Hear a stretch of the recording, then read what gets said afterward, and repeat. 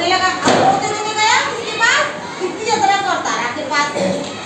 तो उसने कहा कि मेरा हाथी चोरी हो गया, कि कहाँ छोड़ के आए थे? मैं तो हाथी के खेत में छोड़ के आया। देखो हाथी के खेत में, कि हाँ वो है ना विवेक मोटा। उसने कहा कि तुम्हें ऐसा नहीं करना चाहिए, अगर वो मोटा है तो उसका जो है कंपैरिजन से नहीं करना चाहिए कि हाथी है, ऊपर वाला ने ऐसा बनाया है, ठीक है। तो वो उसको कहती है कि तुम्हें ऐसा नहीं करना चाहिए। अब वो समझ जाती है, कौन?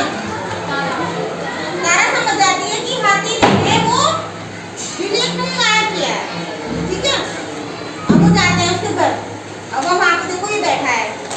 अब वो ये मूवी वाली को कह रहा है देखो वो रहा हाथी, कहते नहीं ऐसे मत बोलो। तो उससे कहता है कि कहाँ है मेरा हाथी, तुमने मेरा हाथी चुराया है। तो कहता है यहाँ क्यों आओ, यहाँ कोई चीज नहीं है। तो उसके बाद वो कहता है उसको अदरक, ये कोई बात है, तुम घबराओ नहीं, क्योंकि जो भी बताया वो बता दो। तो इतने में विवेक जो है वो भागने लगता है, क्योंकि वो झूठ बोल नहीं पा रहा था। विवेक क्या करता है, भागने लगता है, ठीक है। अब वो उसे पकड़ लेते हैं।